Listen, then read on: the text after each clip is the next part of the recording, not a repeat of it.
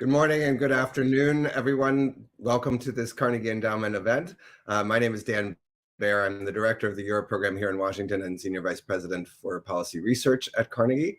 And I'm thrilled to have three wonderful panelists today for an event about Italy's upcoming elections. We were talking a little bit before joining you all on screen, and one of the things I remarked is that in the American media context, at least, there tends to be a lot of focus, if there is focus, on domestic politics. In Europe, there tends to be a lot of focus on the UK, France, and Germany, and less focus on Italy. But Italy is playing a crucial role in the European Union and in Europe's solidarity vis-a-vis Russia's aggression against Ukraine right now. And the elections that are coming up in just a few days have a real impact, not only on Italy's future, but also on the future of Europe and indeed the world. And that's why it makes sense to take stock right now and look at what might be coming and how the world might respond. With that, I'd like to introduce the three wonderful speakers or panelists that we have with us today. First, my colleague, Rosa Balfour, who is the director of Carnegie Europe, based in Brussels, but who has connections to Italy in a variety of ways, both as a scholar and also as an Italian national. Rosa is a wide-ranging scholar. Right now, she's focused on how domestic politics shapes Europe's role in the world, but she's also spent time doing research on the Balkans, the Mediterranean, and a range of other issues. Second, Hannah Roberts, who is a journalist who's been covering the lead up to these elections. Hannah has covered everything from the mafia to terrorism to the way that the EU allocates funds. She's also covered a wide-ranging beat, but she's been focused in recent months on the various political actors in the lead up to these elections and has some real insights on the ground and joins us from Italy. And then finally, Ambassador John Phillips, who was the United States ambassador to Italy from 2013 to 17 and who has had a long connection with the country.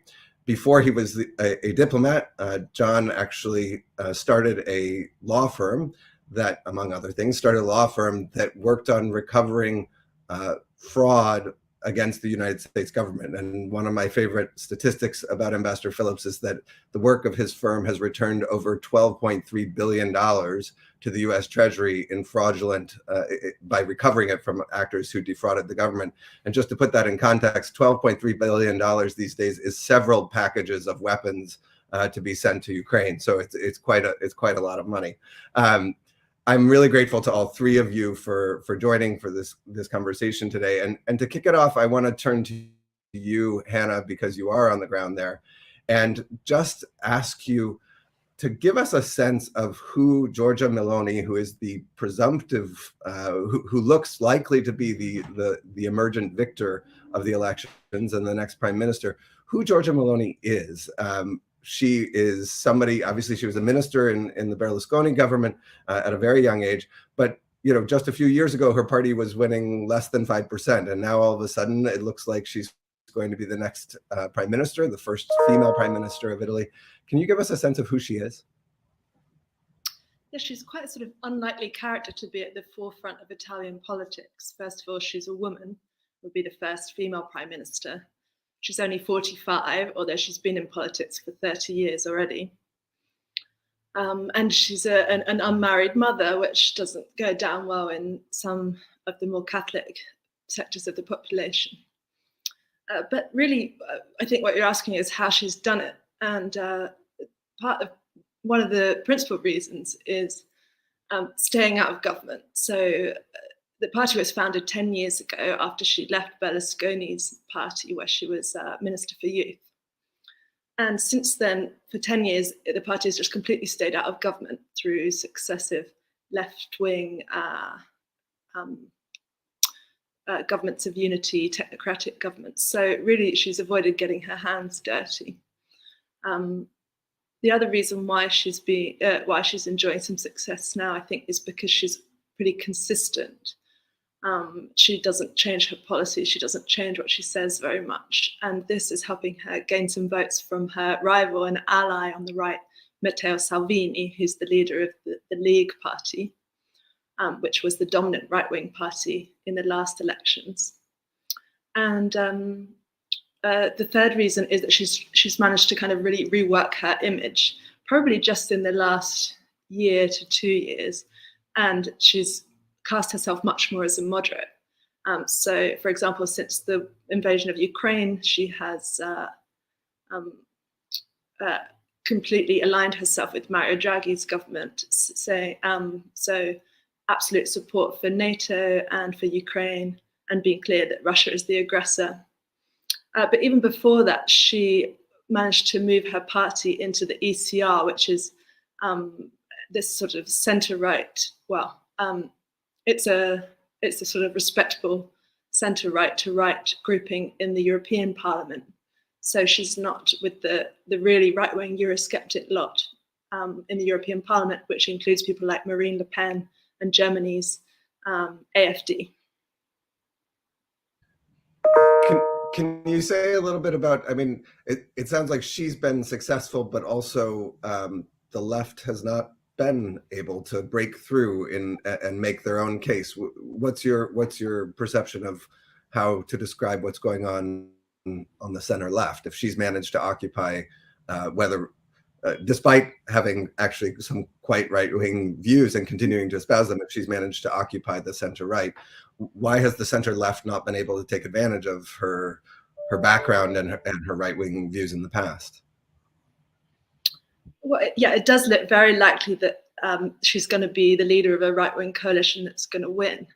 And this is partly due to the failures of the left, but it's also due to just the right being united. So she and her allies, good old Silvio Berlusconi, who's still kicking around, and Matteo Salvini that we mentioned earlier, they are united in all the constituencies which are first past the post, because Italy has a mixed system of proportional representation in first past the post.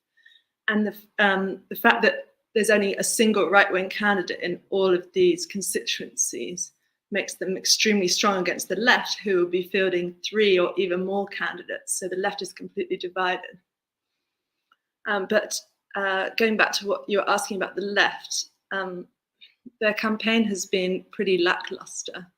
And so partly the problem is that they've been focusing on issues which are, let's say, minority issues. So really important, but they're not really appealing to the electorate in the middle of a wartime economy when the major issue is the cost of living crisis. So the left have been talking about LGBT rights and citizenship rights for immigrant children, which of course are really, really important, but they're not speaking to their old school electorate of the kind of unions and labour forces. And the other reason is that they've been running quite a negative campaign. So the first half of their manifesto was just dedicated to talking about Giorgia Meloni and the danger from the right. And while we're getting a lot of this kind of talk in the international media, in Italy, there's not quite the same kind of alarmism about fascism. These sort of terms, communism and fascism, get tossed around a lot. And people don't seriously think that she is a fascist. Thanks. Rosa, if I can turn to you next and kind of click up a level from the Italian scene, although feel free to comment on that. But I wonder, last year with the election of Olaf Scholz in Germany, and obviously the SPD had been in decline based on polling for the better part of a decade.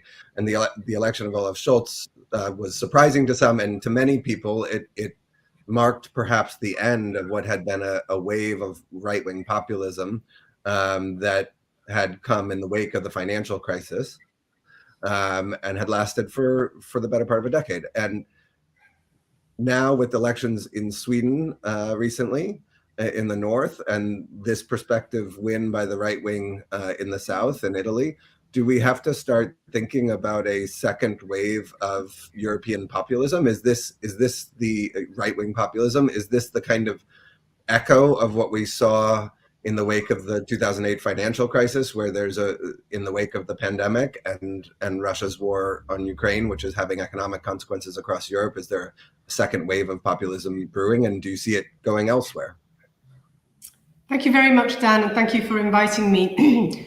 I actually think the wave has continued. Sometimes it's rougher. There are moments in which it gets rougher than in other moments. Populists are very good at exploiting current events in order to gain popularity, but I don't think it ever really subsided. It didn't do, it sort of went, it's a little bit silent during the pandemic because populist governments and parties weren't really doing very well, but it doesn't take much to arouse the populist sentiment. So I think it's a continuous challenge and will continue to be there until mainstream political parties and European democracies actually start to address why these populist movements are so successful. But I think what we're seeing now is something which adds on to it. So on the one hand, we have right-wing populism. On the other hand, we have right-wing parties, and the Brothers of Italy is actually, post-fascist right-wing party, and doesn't actually tick the box of populism. Its coalition partners are pretty classic populist parties, and the first of which, of course, is Berlusconi, and he started in the 1990s, so he's been around for 30 years in Italian politics. So, Italians are used to populism, especially of the right-wing variety. So we have, two coalition parties which are populist, which can flip-flop on policies, which will exploit upcoming discontent because of the inflation, energy crisis, prices, etc. But the Brothers of Italy, as Hannah was saying, have actually been quite consistent in their positions. So there's going to be a strange alliance between a party which is, ultra far right, with two populist parties, and Brothers of Italy's partners, potentially the Sweden Democrats, although I don't believe they have had that many contacts so far, but the allies are, people like Orban, political parties like the Republicans under Trump, certainly Marine Le Pen. So they have, it's something that goes beyond populism, and this is a phenomenon which is somewhat new. That, a sort of post-fascist party would get such a wide share of the vote. As Hannah was saying, or you were saying earlier, in 2018, they got a little over 4%, and now they're polling at, between 20 and 25%. That is quite a big difference. And it's going to have an impact, obviously, on European politics and how the parties and governments relate to each other at the EU level. Can you make a prediction of what it means for Italy's economic future and kind of in connection with that, what it means for Italy's role within the EU if this right-wing coalition were to emerge victorious? How do you see that playing out? So I think there are three levels that people are focusing on. The first is the impact of the right-wing government on Europe's hold with respect to Ukraine and the Russia war, because of course two of the parties, the Lega and Forza Italia, have actually been quite friendly with Putin and Salvini. The party has actually structural ties with United Russia, which is Putin's party. But Brothers of Italy has been consistently transatlantic and pro-NATO. I guess, if you think of where they come from ideologically, I think it leads them to be suspicious of Russia. So on the sanctions package, I think we can be pretty confident that Italy will not be the spoiler in the coming months, in the coming weeks, even if Salvini regularly raises the question of sanctions, regularly puts them in doubt. The other thing on this front is that Italian politicians have a long tradition of saying one thing at home and doing quite another in Brussels. So, for instance, since the first sanctions package against Russia was agreed upon in 2014 after the annexation of Crimea and after the plane was shot down, Italy actually, and sanctions in Brussels need to be renewed every 6 months. So you need to make sure that consensus continues. And Italy was always in line, even when at the government we had a 5-star Lega alliance. Both parties have been quite friendly towards Russia, but even then they didn't doubt the sanctions. So insofar as Ukraine is concerned, I think the fears that Italy with a right-wing government will spoil the policy, I think those are overplayed. On the other hand, Italy's economic situation and its standing in the EU because of its economic situation is in peril. Italy's public debt is over 150% of GDP. This is the same coalition that brought Italy on the verge of bankruptcy in 2011, and Berlusconi was basically, the Italian president worked together with European partners to try and, make sure that that government would fall, and in its place we had a technocratic government led by a former Italian commissioner, Mario Monti. So on this front, there's very little trust that Italy will be able to carry through the reforms that it is committing to in order to have access to the EU recovery funds. So we're also seeing at the same time that Brussels is insisting a lot on the conditionality attached to the funds that it is disbursing to countries. This is the big package of financing post-pandemic. And the politicians in the coalition that is likely to win have been, putting forward the notion that perhaps the reforms need to be renegotiated. Some of the reforms will affect, for instance, Berlusconi's personal interests because they pertain to the judiciary. Berlusconi has consistently tried to undermine any judicial reform. So that's going to be very tricky.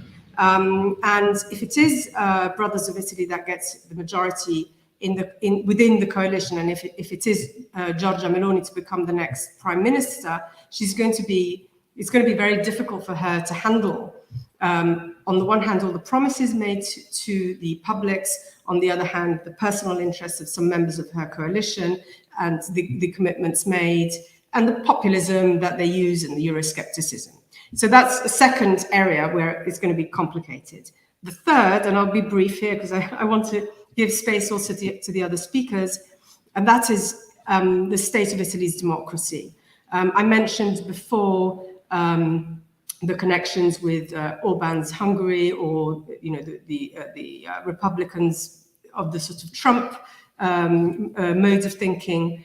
This is an ultra-conservative, especially Brothers of Italy. They have ultra-conservative social values, and it's likely that women's rights might come under scrutiny, reproductive rights, despite who Meloni is actually. And there's been a lot of talk about Meloni being the first female prime minister in Italy, but she's not a champion of women's rights, quite the contrary. So I think that area of civic rights, women's rights and reproductive rights could well be the sort of canary in the mine as to what we can expect in terms of the downgrading of Italy's democracy. Thank you. Fascinating. I want to return to a couple of the questions that you and Hannah have raised in the next round. And I also want to invite folks who are watching online to please go ahead and submit questions. If you have them, we will turn to questions from the audience if you have them later in the program, but feel free to submit them in the chat on the YouTube window, and we'll come to them later. Ambassador Phillips, if I can turn to you, one of the things Rosa was saying is that she talked about the value of a technocratic government, and in many ways, Draghi's government, the government that was taken down with rumors that might have been encouraged by some of the Russian ties to some of those parties. The government that was taken down, Draghi's government, in some ways it was kind of the "if it ain't broke, don't fix it" moment, and they disrupted a government that was a largely technocratic government, a largely stable government. As you experienced as U.S. ambassador, Italy can go through prime ministers quite quickly, and I wondered if you can say something about what it means for Italy's strongest partners in the world when there is a lot of political turmoil at home. How does that affect your ability to form working partnerships on a variety of issues, not just international security issues, but also economic issues and the like? Well, as ambassador, you're right. I mean, the big problem with Italy is the instability of government. I think they'd had something like 80 governments post-World War II, and I had 4 prime ministers in 4 years. So 4 governments were collapsed. Votes of confidence were obtained, and you start all over because you, as ambassador, you wanted to develop relationships with the ministers, the prime minister. I had to do it repeatedly over and over again. You know, it started out with Mario Monti, then Enrico Letta, Matteo Renzi, Paolo Gentiloni, and that was the four that I had. And a good deal of my time was spent dealing with Russian propaganda in Italy. They really focus on Italy because of the long historic relationship between the two countries. Italy is always regarded as the weak link among the EU countries when it comes to Russia and sanctions. So I spent, as ambassador, a lot of time trying to keep their feet to the fire to stay, and they were very good, by the way. Italy, despite the fact that concern was always there, given their past history. You know, Italy's had a long history with Russia and the right, going way back to the 70s. There was a great worry in the United States and the State Department that Italy could become the first democratically elected Russian communist government, which would have been, but it's been a disaster. So we were very involved in helping to derail that. So here it comes back now. Russia is intruding very much in the Italian politics, and new stories just coming out recently: $300 million Putin spreading around in Italy, the beneficiary of that. There's no question in my mind that Matteo Salvini was involved. There were, recordings of the relationships that they had in Le Pen, Russia. So they have a very active, way more than ours. So we can't compare. They would open different diplomatic locations in Genoa, and they'd meet with all the journalists and others and spread propaganda. And I had to spend time going around trying to clear the record. For example, one propaganda that was very effectively done was when we had sanctions after Crimea imposed, and we were, of course, leading that coalition. We were being challenged in many ways. And just lost my train of thought. The point I was going to make. But Italy came on strong, did support the efforts, and here's the big problem with the Draghi government. Draghi government was the most stable government, you're right, Dan, that Italy's had for a long time. He is so respected. The other people there just, fight among each other. It's a different government coming in and different ministers. But Draghi was, everybody breathed a sigh of relief. Now we have, in Europe as well, a confidence that now Italy has got a really stable government and it's going. I am almost certain that Putin is behind the bringing down of the Draghi government because he worked a lot to do it. When I was there, he is very close to Berlusconi. Berlusconi used to call me saying, look, on the sanctions, you need any help with Putin? I have a direct line with him. I'm in touch with him all the time.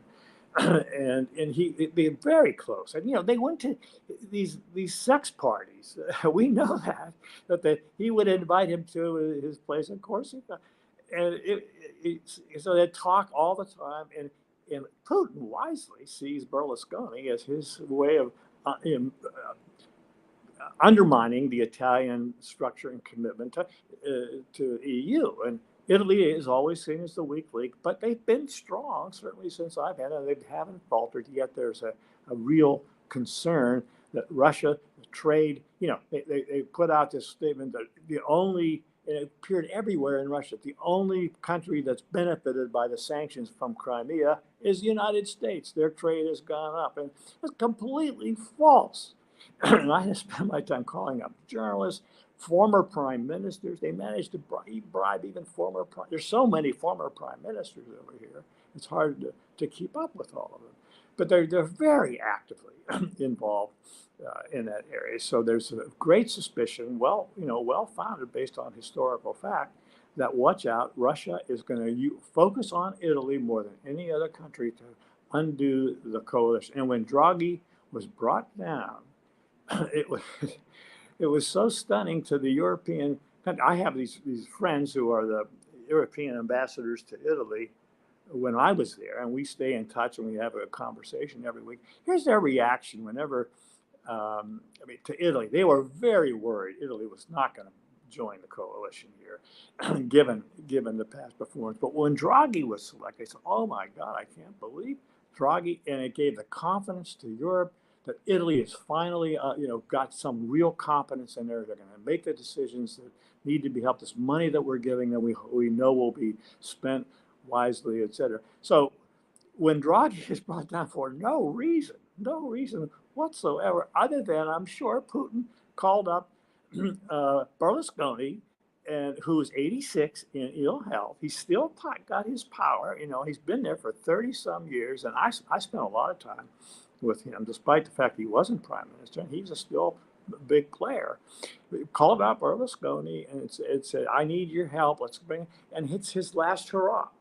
He can absolutely make it happen, and he did with Salvini and Meloni, and then they formed this coalition and brought down a government that was functioning very well. So it's always a struggle over there, to keep this together.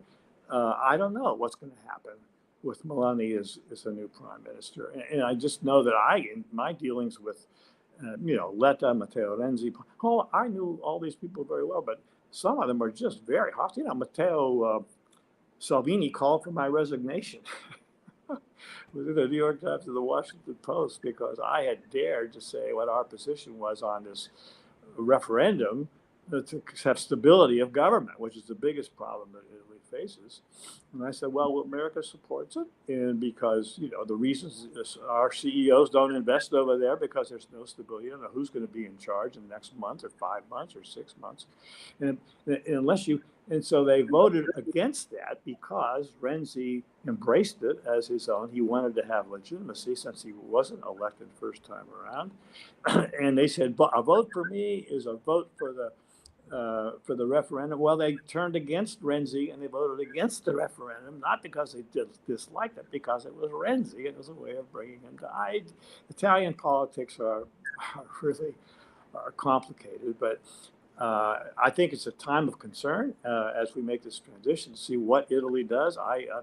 Hopeful we'll see Meloni. I mean, given her history, now she's been very strong on her comments about the EU and Russia and everything, but her past history sort of belies that a little bit. So I think you're right to be wary. We'll see how it all unfolds.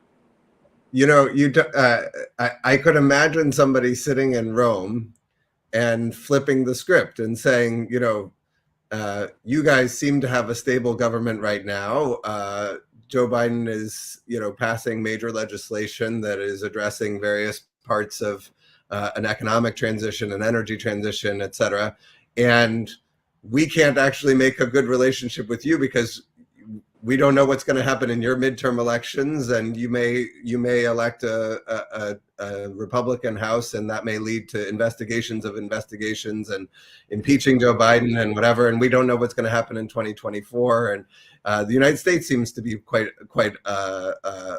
an unpredictable partner right now from a European perspective. And I wonder what you think.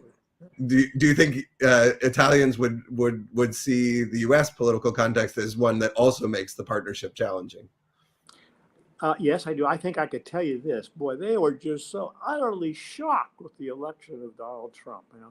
I can't tell you how many Italians, as ambassador, come and say, "Oh, we love your President Obama. We just tell him, please tell him." And then when Trump started rising, they said, "Well, what is this guy?" They saw Trump, and they see Trump for who he is. I think awful, who he is, and they said, "How can an America that elected Barack Obama turn around and elected Donald Trump? This is a carnival barker." That's what they would say to me. I said, "Look, don't worry, it's never going to happen. It's never going to happen." I had to give a speech for 1,200 Italians on election eve. And everybody was gathered as, "Oh, but please tell us Hillary's going to win." So I thought she was until my wife called, who's very plugged as a former journalist, and got the advanced exit polls and called me just before my speech and said, "It looks like he's going to win." I said, "You got to be kidding me." Oh, my God. People were so upset and so disappointed in America. what does this say about America? That's what they kept saying. They just shook their head and they couldn't understand it. So they continue not to understand it because Trump has only made more of a fool of himself internationally. So they look at us and they just, it's not the same American. I don't know if I finished the story. I started talking about my ambassador friends. So we had this Zoom call. They said, they were so happy about the Ukraine decisions and the EU getting, really standing firm, against Russia. They were so strong about that that it was amazing that they absolutely want to do whatever they can to stop this onslaught. So my friends, the ambassadors, said, if Donald Trump, if Draghi, by bringing down Draghi, said the only reason everybody got together, the EU and especially Italy, was because, in large part, because of Draghi being selected. It gave them the level of confidence in Italy, and Draghi was absolutely right behind. We're going to get in there. We got to support Ukraine. We got to do this. And he said, if he hadn't done that, if he hadn't done that, and if Biden hadn't come in, they said there was no question EU would never have gone and lined up, against Russia. Was too much support, too much trade, too much disruption, all the energy issues he said. But it's the leadership that Biden showed, and with Draghi in there, who was a real element, that's what really impressed them. And I think they were speaking from the heart. These are very sophisticated career diplomats. So that's the impression over there. So we don't know, where things are going to go. Thanks. Hannah, if I can turn back to you and to Giorgia Meloni, one of the things, it's really quite an interesting, as Rosa was clarifying, she is a very conservative, ultra-conservative, has had a long history from teenage years on as being an activist in a right-wing movement. She's also cast herself as a kind of latter-day Margaret Thatcher in some ways. I read a quote by her recently where she said, quote, "It will not be the usual spaghetti and mandolin Italy that fails to show up when history beckons." And obviously, right now, history is beckoning. There is the largest war in Europe since World War II. It is a historical moment. Do you think that she's been successful in forming this coalition with other parties that seem much less likely to show up when history beckons, or at least to show up on the right side. She has been strong in her commitment to NATO, her commitment to Ukraine. Is she going to be able to manage to deliver on that kind of commitment to be a historic political leader on the international stage? Well, as I think John and Rosa both touched on, Italy does have this long kind of pro-Russian streak that goes back to the ties between the communist parties and also industrial ties, especially with the North. And Draghi really went against that and was probably the most pro-NATO leader Italy's ever had. And Meloni seems keen to kind of take on that mantle. But Meloni's biggest problem, as I think Rosa was saying, is going to be her allies. And starting with, Silvio Berlusconi's long relationship with Putin and many sort of tied economic interests with Putin, that could be a problem. Matteo Salvini is the one who's been kind of sporting T-shirts of Putin going back to 2014. He seems to have, his party was accused of taking funding in 2018. And earlier this year, he tried to go on a sort of unauthorized peace mission to Moscow, which was only stopped because it emerged that the government didn't know anything about it. So quite how far Putin was actually involved in the downfall of Draghi's government, I don't know. I wouldn't like to say, but I think Meloni will have some difficulty kind of keeping Salvini on side, especially as the economic crisis starts to bite. And if we have fuel rationing this winter, particularly with industry, which has very powerful lobbies in Italy, the counter argument to all this is that Italy's, despite what the leaders say, its international alliances are pretty immutable. And that the main reason for that is that Italy has extremely high public debt. around 150% of GDP. And this means that every time a government gets in a sort of populist talk about leaving the euro or the EU, the international investors get spooked, the international allies get spooked, and the cost of borrowing for Italy becomes unbearably high, and these populists can't do any of the things that they wanted to do because they have no money left. So for these reasons, Italy's alliances do remain fairly solid, and I think Meloni will be, well, she's already made it clear she's extremely aware of that.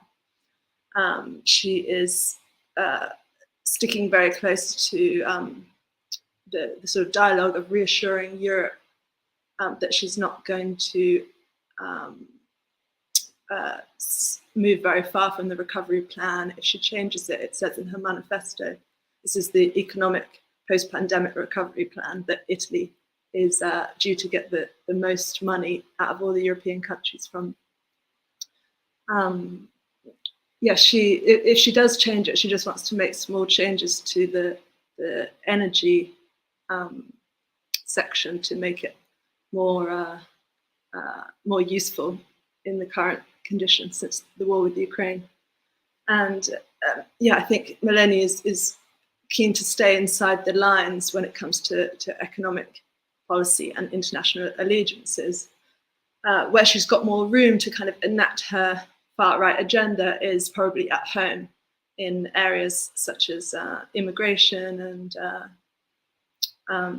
LGBT rights, women's rights, which are less of a concern to international actors.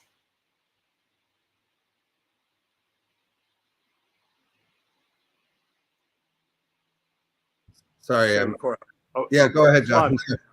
I want to put a plug in, I mentioned before, about Berlusconi and his history and everything. And he got studying that guy since 1992. He came in after this big scandal in the Italian government. He's been around there for over 30 years, and he's really had an imprint on Italy, in and out of government, different governments. There's a podcast called Bunga Bunga, and it was done by this Wondery group. It's about a 6 or 7 part series of Berlusconi, and it's very good and very accurate, and it's profane, it's entertaining. But you listen to that, you realize how screwed up Italy is and what the role that Berlusconi continues to play as an 86-year-old in ill health. He's still weighing in there and has the capacity to help bring down government. So, but I think you like. It's very entertaining and very enlightening as well. Bunga Bunga. Thanks. Rosa, I'm going to turn to you, and then I'm going to turn to the audience because we have some questions from the audience. I want to pick up on what, I mean, the combination of what Ambassador Phillips has repeatedly come back to in terms of kind of trying to manage an economy with a large amount of turmoil or dysfunction, or however you want to cast it, and maybe some disingenuous actors in the political system. And it sounds like, in addition to trying to, if Meloni is to become PM, in addition to trying to manage an international posture that her partners may not be committed to, there's this, and you started to talk about this earlier, there's this economic tension where, on the one hand, her platform is making promises, economic promises, to Italians who have been hurt by the economic consequences of Russia's aggression against Ukraine, as well as turmoil in the international system more broadly. But at the same time, that underscores the dependence on EU funds. It underscores the dependence on Italy remaining in good standing in the international financial markets. And I wonder how you see her being able to manage the tension between promising to open the taps to the Italian people while also espousing policies that put her at odds with the EU, with liberal principles that underlie the EU, et cetera, and having partners who are antagonists of the EU. Thanks, Dan. I mean, I think it's going to be very difficult, and the track record is previous government by the same coalition did not last very long. We have issues of degree to which the parties will be quarreling with each other. I struggle to understand how Berlusconi and Salvini can cope with the idea that a woman like Meloni is going to, get so many votes. It goes totally against their sort of macho self-perceptions. So it's likely that it's going to be a litigious government. They've made lots of promises that they won't be able to keep. And, this is a country that for 20 years has had massive economic problems, and no reform-oriented government has lasted long enough to implement the reforms that they started. And this is what, Draghi's predicament, but also previous governments that have pursued reform. Italy is the only country in Europe that has not seen salaries rise in 20 years. No wonder Italians keep on voting populist parties and anti-system parties. For 20 years, these governments haven't served the interests of Italians. So I think it's going to, on the one hand, the dependency on the EU means that within the EU, a right-wing government in Italy is probably going to be less damaging than it could be in other circumstances. On the other hand, it also means that this government may not have a very long life. But there's one more thing that I'd like to add, Dan, if I may, because there's a lot of negative perceptions because of Italy's instability, chronic instability. I mean, even when Italy was incredibly stable throughout the post-war period, governments kept on falling, but then they kept on reforming. It's always the same political parties, but the governments kept on changing a lot. So it's a chronic historical issue. But at the same time, I would like to argue, perhaps counterintuitively, that actually Italy has shown quite a lot of democratic resilience. This is a country that has had populism in government in various forms and shapes for the past 30 years. And ultimately, if I compare it to other governments led by populists ultimately the quality of its democracy has remained pretty solid. Now, if the far right and the populist right, if they get an absolute majority in parliament, and if they are able to change the constitution, then the alarm bells should start ringing. I mentioned earlier reproductive rights, women's rights. Certainly they'll go, they all agree on law and order and going hard on immigration. They've already tightened immigration laws in previous governments. These are certainly areas to be very concerned with, but ultimately the quality of democracy hasn't been that damaged over the past 30 years. So there is an institutional resilience, which is probably tied to a very a solid constitution and the role of the president that has been a guarantor of the institutional setup in Italy. So I'd like to say, yes, we're going to go through a difficult moment for Italian politics, for Italian citizens, and for Italy in Europe. But at the same time, let's not forget that Italy has proven to be resilient in ways that we haven't necessarily seen in other countries. Great, thanks. I have a couple questions from the audience. Hannah, they may be both kind of things that you're tracking, or so let me ask them, and if others want to come in, give me a signal. One is about the Five Star Movement, which obviously is the party that actually staged the walkout that brought down the Draghi government, and they obviously had enormous power 2 months ago, and they brought down a government, but they seem to have become politically, the questioner says, irrelevant in recent weeks. And what's the explanation for that? And then the second question is about Italy's auto industry, and in the kind of category of bread and butter issues, how much are the parties on either side focused in their manifestos on kind of industrial revitalization and industrial policy to support the economic growth that Italy needs? Okay, great. Interesting questions. The Five Star and anti-establishment populist movement really grew out of the technocratic government that was brought in after Berlusconi in 2012, which was very unpopular because it imposed austerity, and this really fueled populist movements and nationalist movements like Meloni's. So Five Star, did lose their relevance once they came into government. And they've kind of got their hands dirty in 3 successive governments of all different stripes over the past 5 years. But actually recently they have been gaining relevance, I would say, because they brought down another technocratic government, Mario Draghi's government. Let's not get confused between the two Marios. And they've been gaining in the polls. They're now third in the polls, having overtaken the League.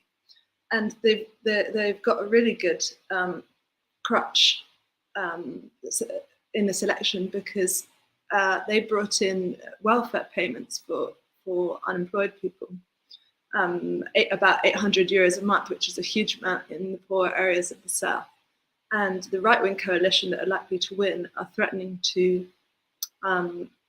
take this away. And so for all the millions of people, and there are somewhere between 3 and 5 million people that are on this benefit, that's a very concrete thing that could be taken away from them tomorrow, and a very strong incentive to vote, even for people that probably otherwise would be politically apathetic. And so, moving on to the second question, the automobile industry hasn't got a huge amount of airtime in the manifestos, but on Meloni, she's often compared to Margaret Thatcher. We mentioned that earlier, but she's actually very dissimilar to Margaret Thatcher in that she's got a strong protectionist ilk. She's not a free marketeer. And one of the industries that she's very protective of is the automobile industry. For example, she's quite against electric cars because she says this means that we're just spending all our money getting the renewable energy and batteries from China, when in fact Italy's automobile industry doesn't make electric cars currently. And she's been very protective about the interests of the industry compared to France. So, for example, the French government has intervened when it looks like the automobile, their automobile industry is in trouble. For example, they own part of the Stellantis now, and the Italian government didn't get involved with that. So one of the things that Meloni's government would like to do is be more similar to France when it comes to protecting homegrown industries. Very interesting.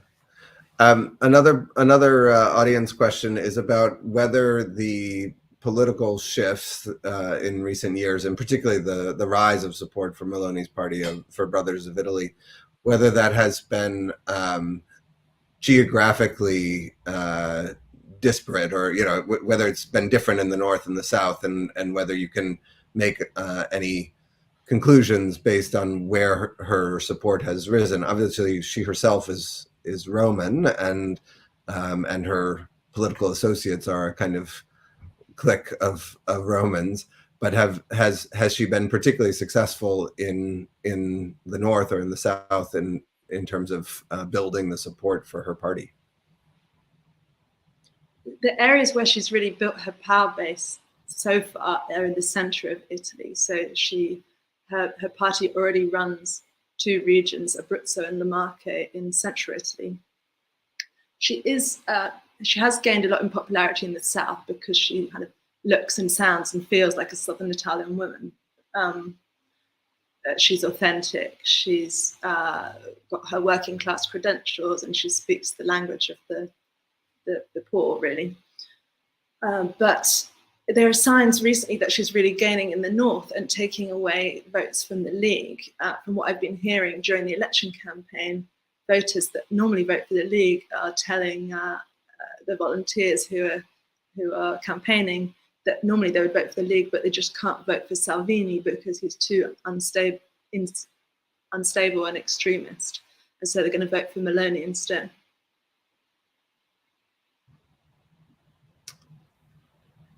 I have another question from the audience, but let me come back to that one as maybe a closing question. Rosa, can you? I mean, if we look, rather than looking from Italy out, if we look from the outside in, how do you see, like from the perspective of Brussels, how do you see what looks like a pretty dramatic inflection point that we've seen in Ukraine in the last few weeks with the stunning success of a counteroffensive? And obviously it's too soon to draw any conclusions, but Russia is looking not good these days. And I think it's not too soon to draw the conclusion that when all is said and done, whenever that is, the invasion of Ukraine will be widely considered to have been a strategic defeat, a strategic error, and a strategic defeat for Russia. How do you see that changing kind of the EU's politics within the EU, and does that have an effect on the EU's big players, countries like Italy? So, I mean, obviously, my daily job is to sort of diagnose what's going on in Brussels and what the prospects are, and we sort of play around a lot with the game of imagining the futures. And at the moment, the mood is quite has been quite pessimistic, because even if the situation on the battlefields seems to be changing, the sort of repercussions on Europe, the costs of war, or at least what is also attributed in public opinion as the costs of war, are going to make it this very difficult winter, which means that policymakers have started to really think about how to consolidate and how to identify policy areas that will embrace at one time, reconstruction of Ukraine, because sooner or later that will be on the cards, with the enlargement of the European Union, with strengthening the security and the capacity to defend itself at a European-wide level. So insofar as this design actually pushes Europe forward, and I think there's more chance of this happening today than there was before the pandemic, insofar as this is on the cards, Italy will have an interest. I mean, Italy as a system will have an interest in being part of the various policies that are being designed, and I think that overarching priority will be more important than the political party dynamics that take place within the Italian political space. So if this is the trajectory for Europe, and I realize I'm in a bit of a minority when I'm kind of optimistic that the EU can actually pull this off, then I think for Italy there is certainly that is an opportunity to be seized, and it means that it might favor political parties that are more prone to reform, that are more prone to political stability.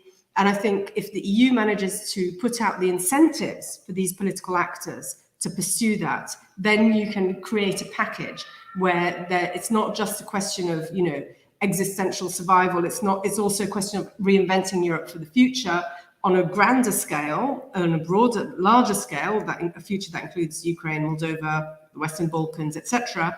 But it's also one where there is deepening. And there's always been a lot of talk about Europe is forged in a crisis, and it hasn't actually happened very often. I think that is that moment when the crisis could help go in that direction. Obviously, with all the caveats, and the energy conversation is, seen from afar, it seems a no-brainer that the EU should increase and deepen energy cooperation, but doing it is extraordinarily difficult, complicated. You've got multiple divergent interests to address. So, doing it is obviously complicated, but I think there is a path that is being tracked. And insofar as Europe manages to pursue that, then I think it will be, it will provide an incentive for political actors to follow suit. Great.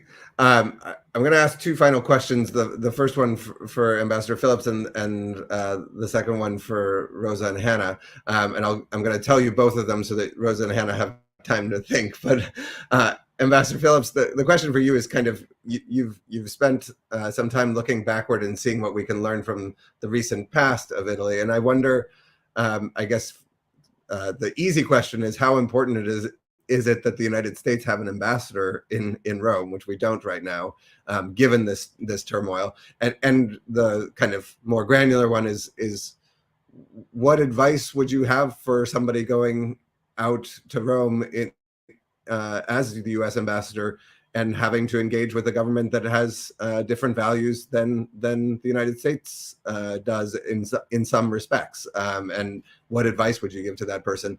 The question for Rosa and Hannah comes from actually the audience, a version of a question from the audience, which is, in many ways, we've spoken about how Draghi, Draghi has not only respect within Italy, but across Europe and indeed in the global system as a kind of technocrat, a very serious person, a judicious person. And his tenure was associated with a time where Italy was respected within the EU for its wisdom. And how much will kind of Draghi's legacy be that even the far right parties don't go after the EU as much as they might have before his tenure, because Italians have learned what it's like to have a government that has real respect from Brussels? We have about 3 minutes left, so that gives a minute to each person to respond. So it's a quick lightning round of answers, but I'll start with you, Ambassador Phillips. Well, I think the biggest problem Italy has had on a sustained basis is what's failed them is their government, government structure and their government process, and their litigation, their judicial system is just a disaster. And I spent a lot of time working on that. There's a lot of good sense of Italy. They really, the people are talented. They have great creativity. They build really good products, but their government fails them over because of its instability, because they can't make any decisions in any sustained way.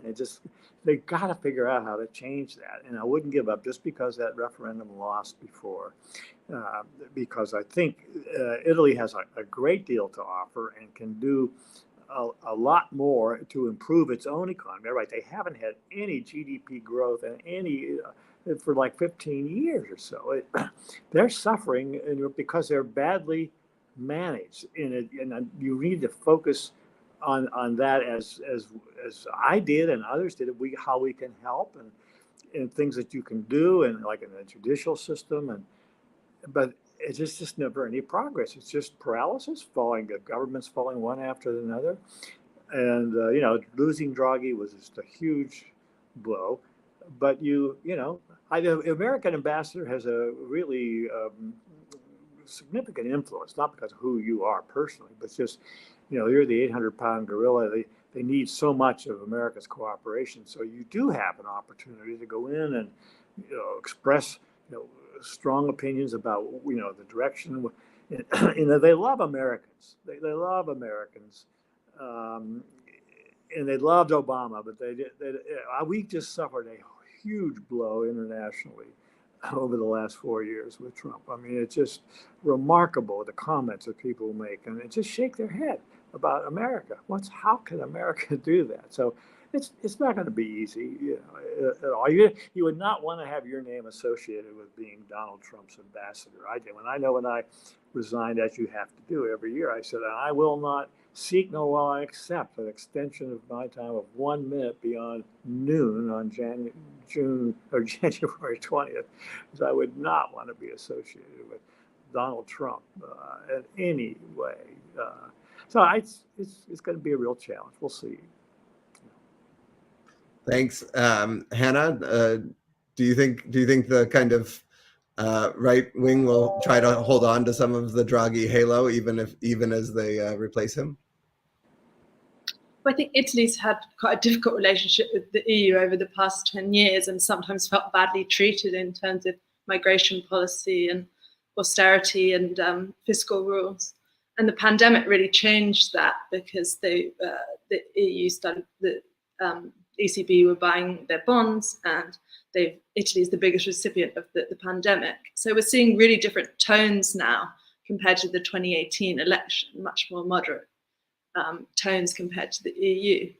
But Draghi's authority in Europe was really part of his personal brand. So it's very difficult for anyone to replicate that, especially a far-right party, which only some years ago was calling for exits from the EU. So I think they will struggle. Rosa, a final word? Yeah, well, I think in the interest of time, I think you need more than leadership change to address the causes of Euroscepticism, of the rise of populism, of the rise of far-right parties. Yeah, I'll end it there. I just wanted to be brief. That could be the subject of another conversation, Dan. Thank you. Thanks very much. Thank you to all of our audience who tuned in today. As I said at the outset, I think there's a under coverage of the importance of Italy's political future in the United States sometimes, and I'm grateful to all the Americans who tuned in, as well as our friends across the ocean. And thank you, a special thank you to our three panelists for providing us with an exciting, interesting, dynamic take on what will be an exciting electoral season in the coming days. It's a short season in Italy this time, and we will tune back in at a later date to take stock of where we are. Thank you to the three of you for sharing your wisdom and insight with us. And thank you on behalf of Carnegie to everybody who tuned in today. Have a great day. Thank you. Bye, Dan. Bye. Thank you.